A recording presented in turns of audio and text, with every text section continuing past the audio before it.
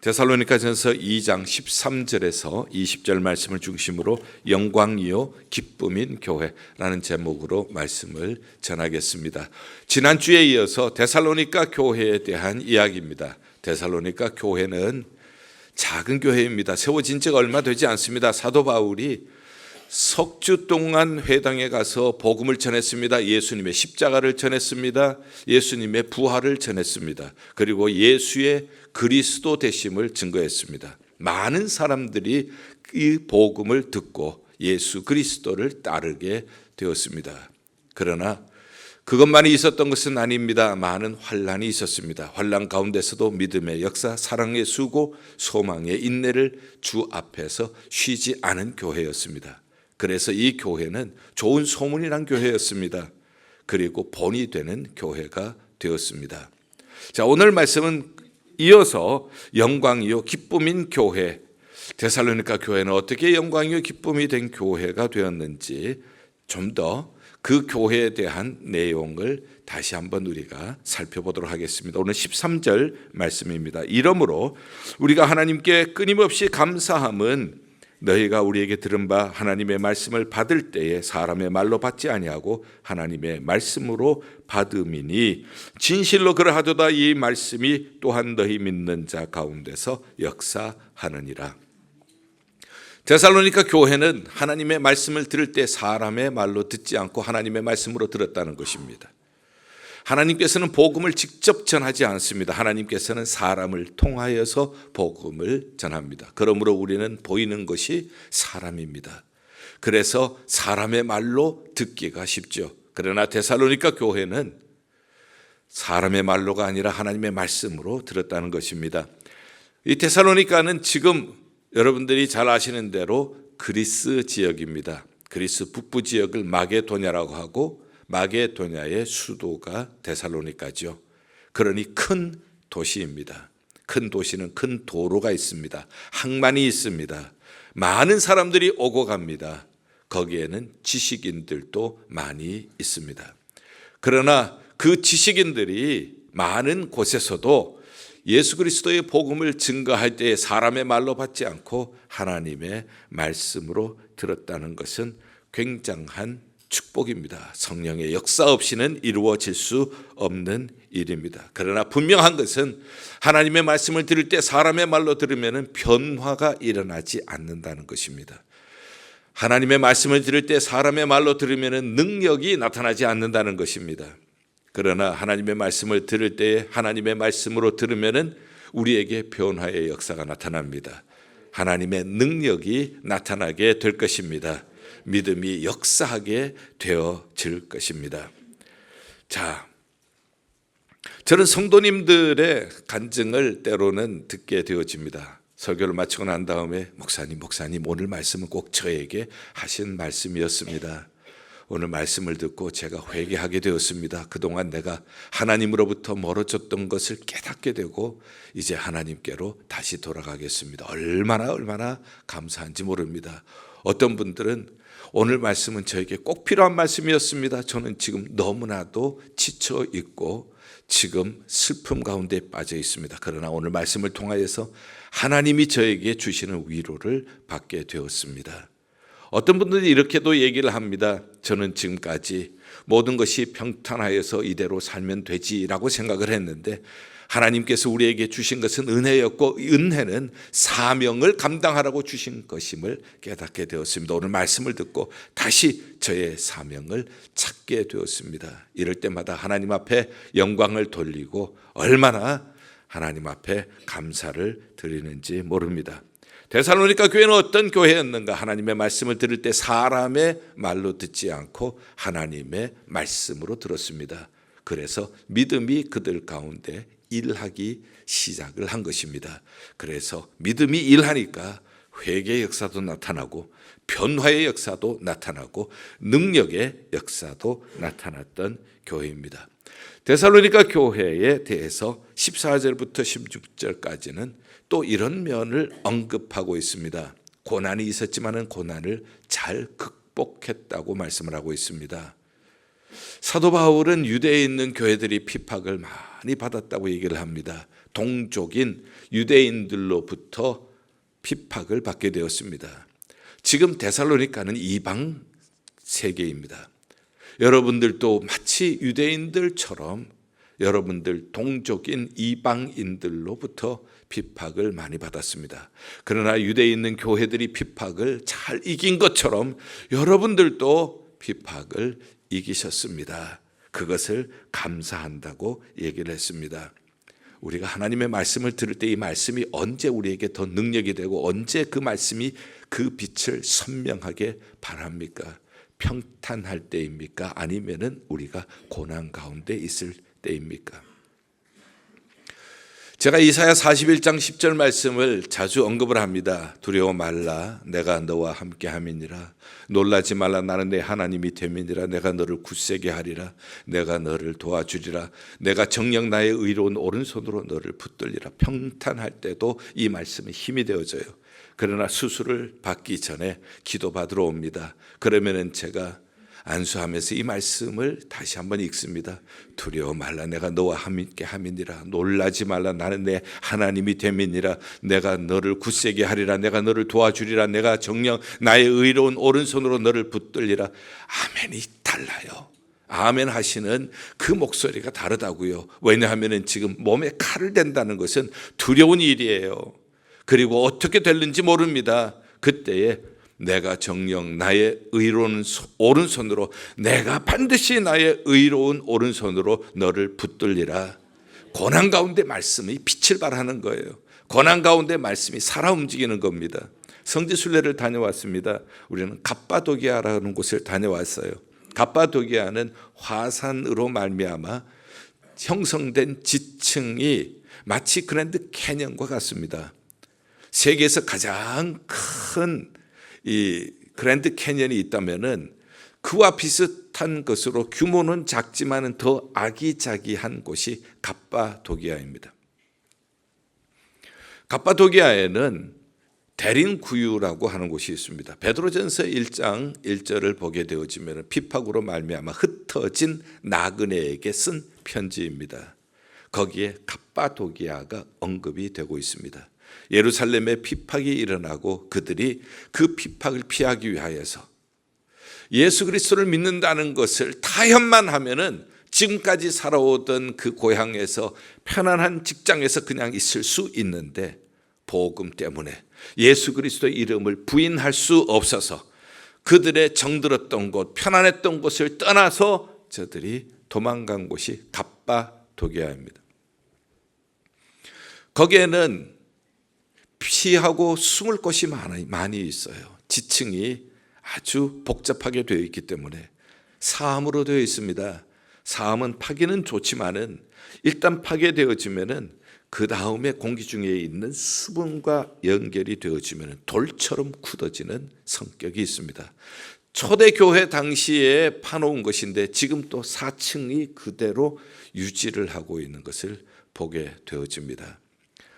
그 길을 내려가는데 50분 내지 1시간이 걸립니다. 꼬불꼬불한 길입니다. 넓은 길이 아니에요. 저처럼 조금 몸에 부피가 있는 사람은 아주 꽉 찰 정도가 되어지죠. 그리고 좁기 때문에 고개를 숙여서 가야 합니다. 조금만 고개를 들면 머리를 밖에 천정에 부딪히게 되어져 있어요. 그러니 계속해서 굽혀서 가야 합니다.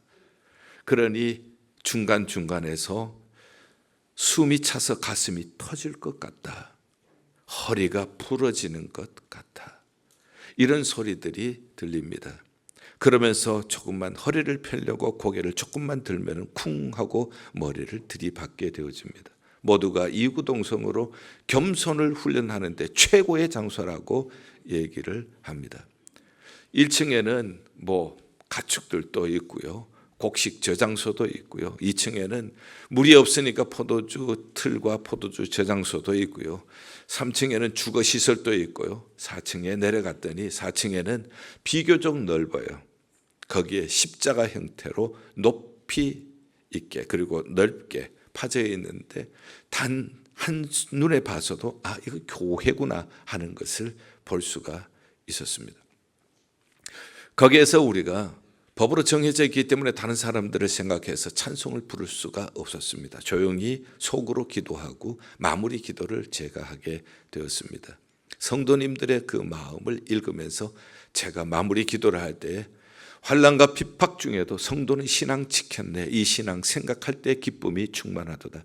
성도의 신앙 본받아 죽도록 충성하겠네. 옥중에 매인 성도나 양심은 자유 얻었네. 비록 옥중에 있지만, 복음 때문에 감옥에 갇혀 있지만 양심은 자유한 거예요. 우리도 이 신앙 본받아 죽도록 충성하겠다고 하는 이 찬송의 가사를 제가 기도로 불러드렸습니다. 여기저기 훌쩍훌쩍 기도하며 우는 흐느끼는 소리가 들립니다. 그리고 그 옆에 갔더니 신학교가 있습니다. 지하 4층에 신학교가 있습니다. 타원형으로 파져 있었습니다. 둘레로 앉을 수 있는 돌들이 있었고요. 그리고 맨 앞쪽에서는 강의하는 아마 교수님의 자리인 것 같아요. 거기에서도 그 지하에서도 신학 공부를 하고 신학생들을 양성했다 하는 흔적을 우리는 보게 되었습니다. 돌아와서 저에게 피드백을 주시는데 대림구유에서 많이 회개했습니다. 그동안 나의 신앙이 너무 어린아이의 신앙과 같았습니다.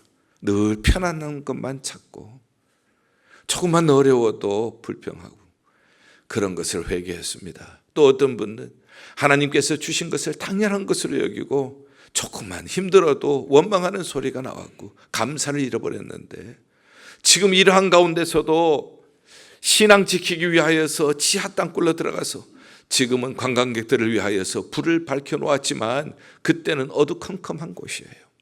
그러한 곳으로 와서 신앙을 지키고 예수 이름을 붙잡는 그들의 모습을 보면서 회개를 했습니다.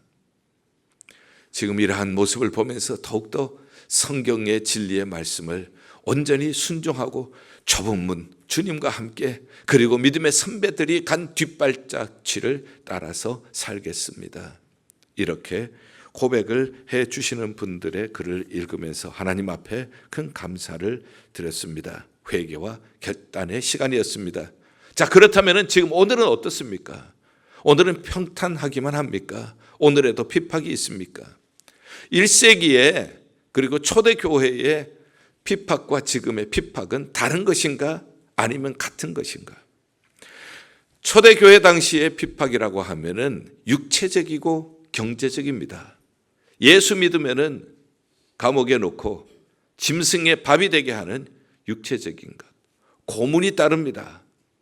그리고 또 경제적이라고 하는 의미는 길드라고 하는 노동조합을 통하여서 먹고 사는 문제가 해결이 되어집니다.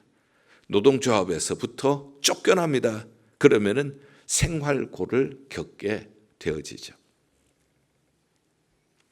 그러면 오늘의 21세기 특별히 미국의 뉴욕에 살고 있는 우리에게 핍박은 무엇인가? 핍박은 없는가?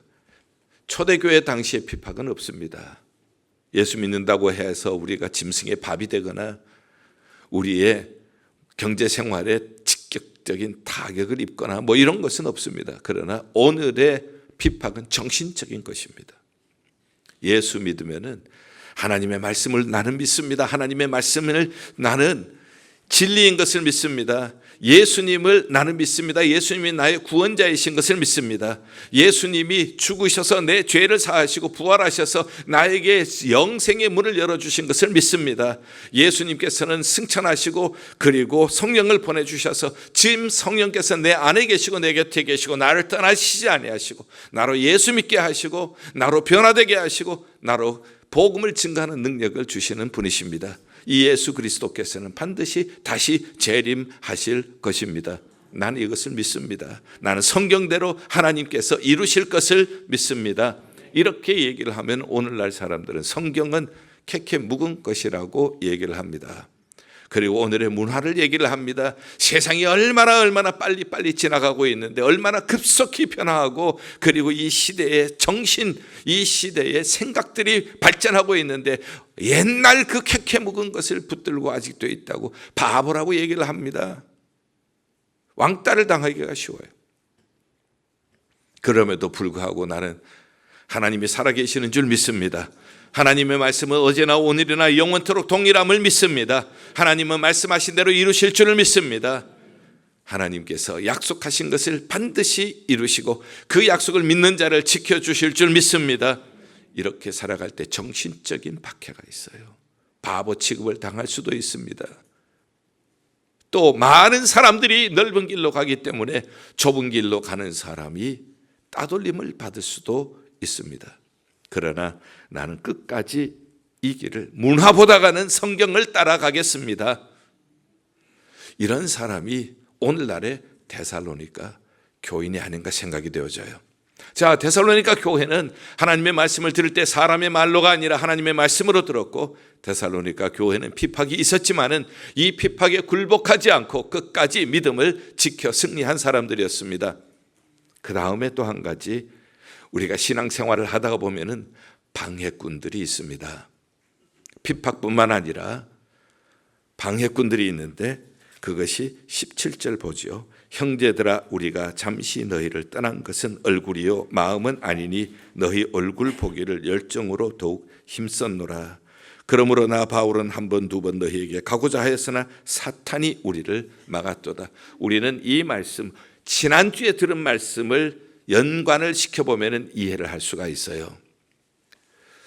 데살로니가에서 새 안식일의 복음을 증거했는데 말씀의 놀라운 부흥을 경험하게 되어집니다. 유대인들이 시기하여서 시장에 있는 불량배들을 동원하여서 핍박을 하게 되어지죠. 형제들이, 믿음의 형제들이 밤에 바울 일행을 피신을 시킵니다. 그래서 베레아로 가게 되어지고 베레아까지 유대인들이 따라왔죠. 그래서 아테네로 가고 아테네에서 고린도까지 가게 되어집니다. 그리고 고린도에서 쓴 편지가 데살로니가 전후서가 아닙니까? 자, 이렇게 피했을 때에 그때의 사탄은 데살로니가 교회 지금 믿은 지 얼마 안 되는 사람, 믿음의 연조가 얕은 사람에게 뭐라고 얘기를 한가 하면 바울은 겁쟁이야. 그러니 밤에 몰래 도망가지. 그리고 바울이 너희를 사랑한다는 것은 그것은 거짓말이야. 너희를 잊은 거야. 너희를 내팽개치는 거야. 이렇게 얘기를 하는 겁니다. 이런 얘기를 할 때 사도 바울의 마음이 얼마나 아프겠어요. 그래서 그가 얘기를 합니다. 내가 여러분들을 떠난 것은 얼굴이지, 얼굴을 대하지 못하는 것이지 마음이 여러분들을 떠난 것은 아닙니다. 그러면 도대체 어떤 마음을 가지고 있기에 사도 바울이 데살로니가 교회를 향하여서 가진 마음은 어떤 마음이었는지 오늘 읽지는 않았지만 그 앞에 있는 말씀 볼게요. 7절, 우리가 그리스도의 사도로서 마땅히 권위를 주장할 수 있으나 권위를 주장한 것이 아니에요. 사도 바울이 목회를 할 때에 권위주의적으로 내가 사도인데 내 말 안 들어 뭐 이런 식으로 하지 않았다는 거예요. 도리어 너희 가운데 유순한, 부드럽다는 것이죠. 유순한 자가 되어 유모가 자기 자녀를 기름과 같이 하였다. 어머니처럼. 어머니가 어떤 사람입니까? 어머니는 자기가 음식을 먹어요. 자기가 음식을 먹지만은 어린 자녀에게 그것을 저주로 만들어서 먹여주는 것이 어머니예요. 자기가 복음을 받았어요. 복음을 받았지만은 이 복음을 어린 데살로니가 교회의 어린 영혼들을 위하여서 복음의 저주로 먹여주는 것입니다. 젖을 먹일 때는 가슴에 품고 먹이는 거예요. 사랑으로 먹여준 것을 얘기하죠. 그래서 유모처럼 하는 것은 모성적인 사랑으로 섬겼다는 겁니다. 권위주의적이 아니라 모성적인 사랑으로, 부드럽고 희생적인 사랑으로 그들을 먹였다는 것이에요. 자, 그러나 부드럽고 희생적인 사랑으로만 먹인 것이 아니라 11절 봅니다. 너희도 아는 바와 같이 우리가 너희 각 사람에게 아버지가 자기 자녀에게 하듯 권면하고 위로하고 경계하노니 아버지처럼, 어머니처럼 사랑으로 먹였고 아버지처럼 경계했다. 어머니처럼 사랑으로만 먹인다면은 만년 어린 아이가 될 거예요. 그러나 때로는 아버지처럼 엄격하게 하나님의 백성으로서 꼭 필요하다면 가르쳐 줘야 하는 것을 일러줬다는 거예요. 그래서 12절 이는 그렇게 하는 이유가 너희를 부르사 자기 나라와 영광에 이르게 하시는 하나님께 합당하게, 하나님께 합당하지 못한 사람을 하나님께 합당한 사람 되게 하기 위해서 때로는 엄격하게 훈계를 할 때도 있었다는 것입니다. 자, 얼굴은 지금 여러분들을 떠나 있지만은 마음은 여러분들을 떠난 적이 없습니다. 내 마음이 무엇인지 말씀해 드릴게요. 내 마음은 여러분들을 향하여서 어머니 같은 마음이에요. 그래서 여러분들을 복음으로, 사랑으로 먹인 것입니다.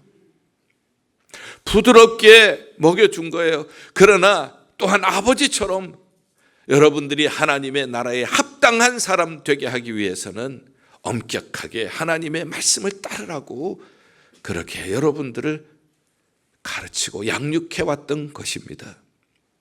비록 우리가 떨어져 있지만은 얼굴이지 마음은 떨어진 적이 없습니다 하고 얘기를 하는 것이에요.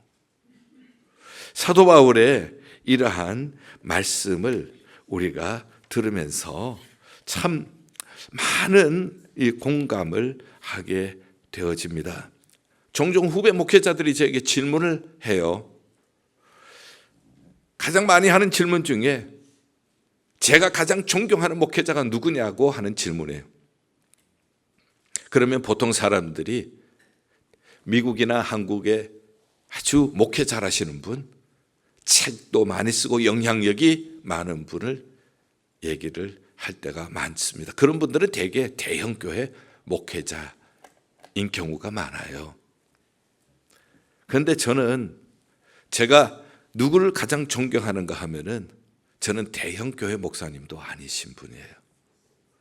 그리고 무슨 특별한 직책을 맡은 분도 아니에요. 무슨 총회장, 신학장 뭐 이런 것도 맡은 분이 아니에요. 그저 한국의 중소도시에서 중형교회 맡아서 목회를 하시다가 미국에 청병을 받아서 미국에 오셔서 이민교회 개척해서 한 생명 위해서 기도하고 금식하고 진실하게 목회를 하다가 하나님의 부르심을 받은 분이에요. 저희 아버님이세요.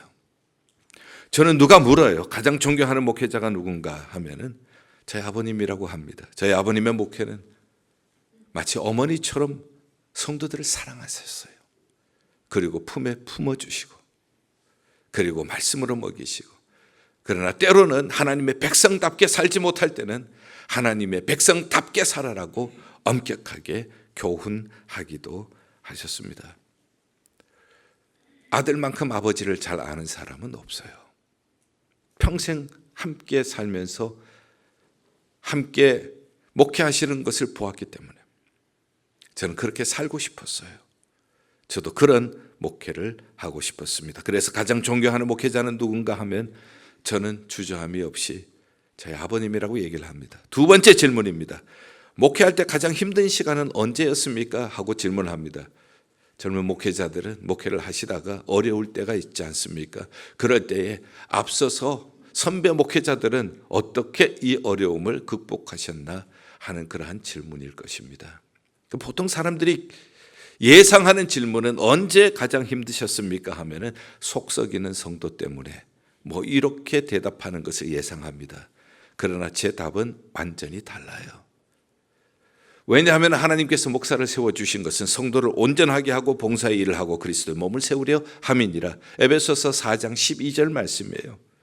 속썩이는 성도가 있기 때문에 하나님께서 목사를 세우시고 그를 온전하게 하셔서 그래서 봉사의 일을 하고 그리스도의 몸을 세우는 기둥감으로 세워주라고 목사를 세워주셨기 때문에 속썩이는 성도가 있는 것은 당연한 거예요.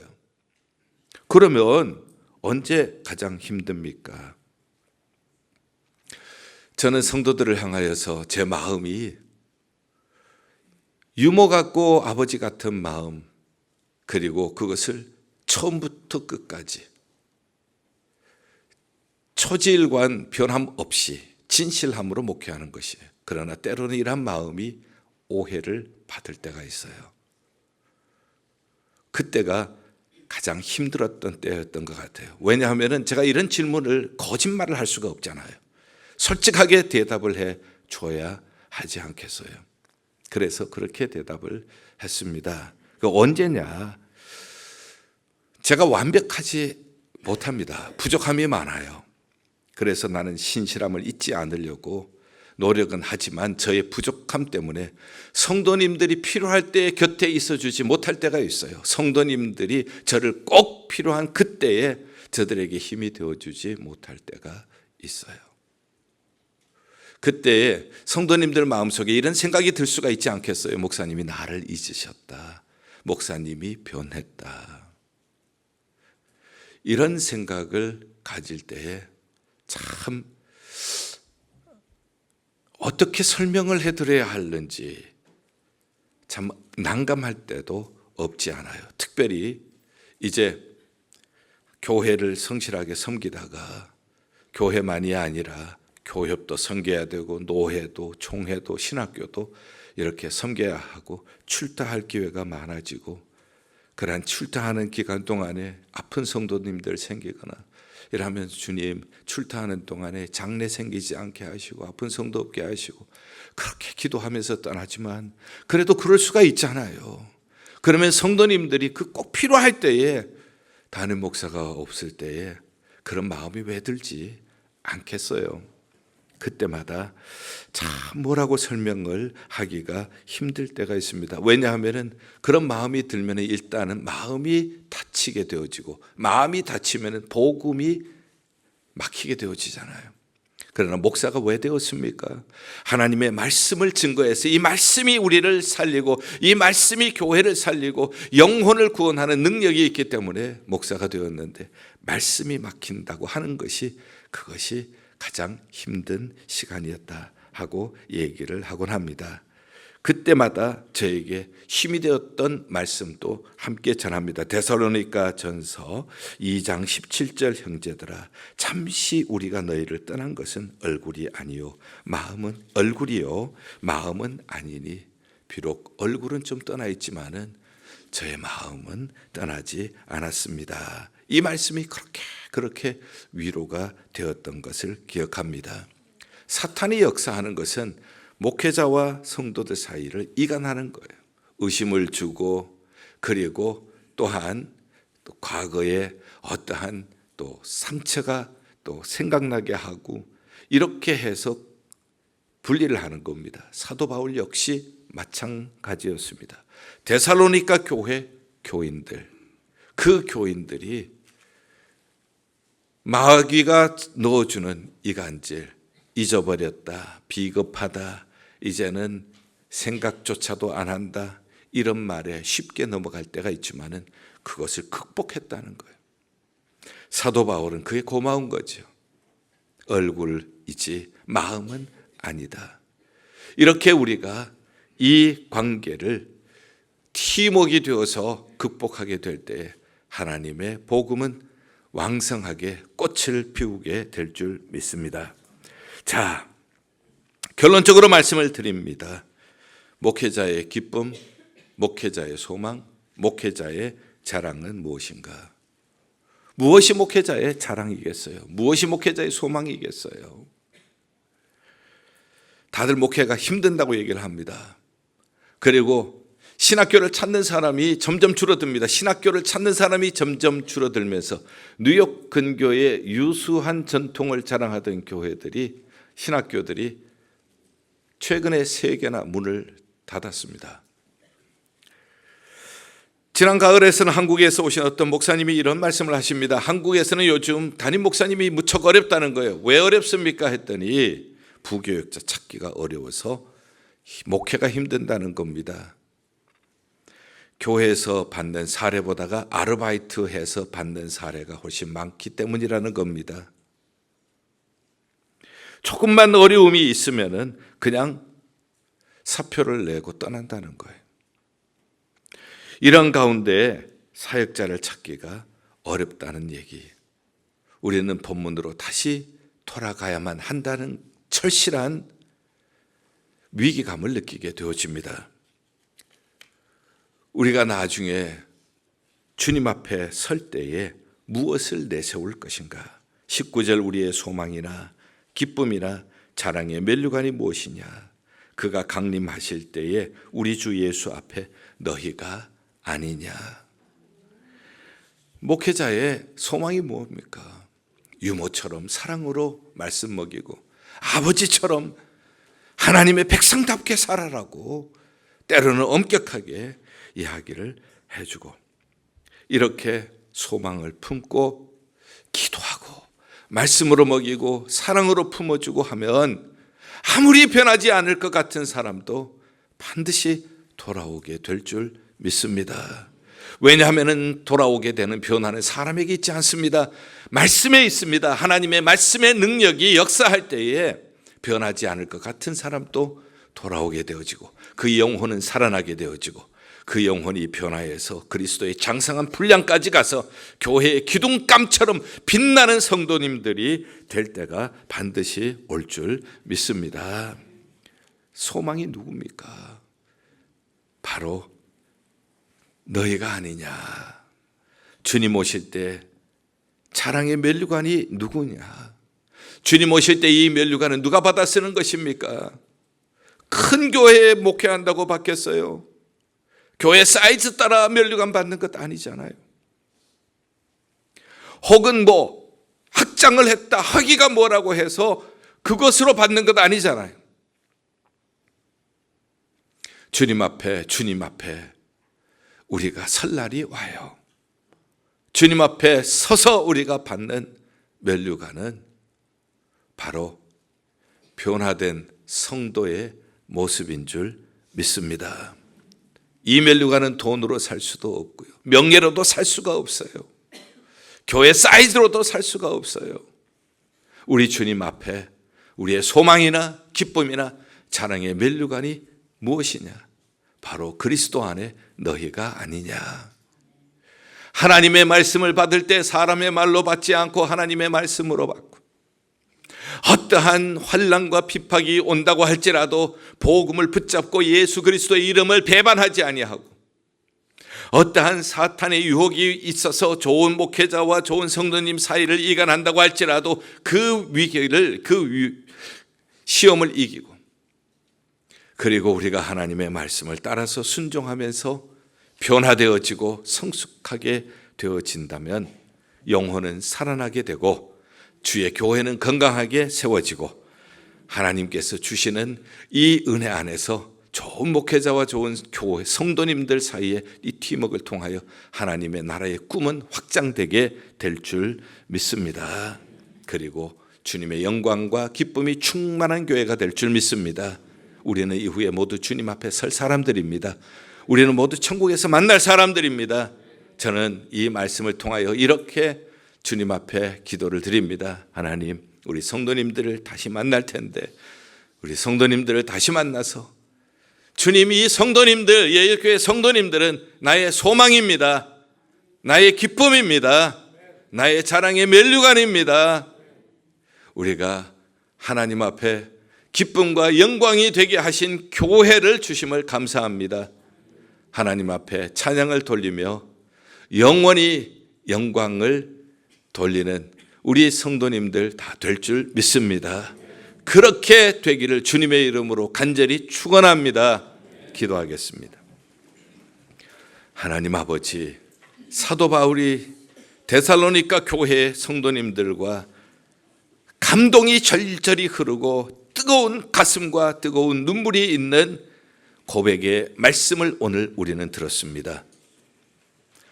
이것이 사람의 말로 들리지 않게 하시고 하나님의 음성으로 들리게 하여 주시옵소서. 이 길을 갈 때 핍박이 있을 수 있습니다. 시험이 올 때도 있습니다. 그러나 유모처럼, 아버지처럼 하나님의 말씀을 기도하며 사랑으로 품고 증거할 때에 변화되는 소망, 그리고 하나님 앞에 귀하게 쓰임받는 그러한 비전, 우리 안에 이루어 주실 줄 믿습니다. 이런 교회 다 되게 하여 주시옵소서. 예수 그리스도의 이름으로 기도하옵나이다.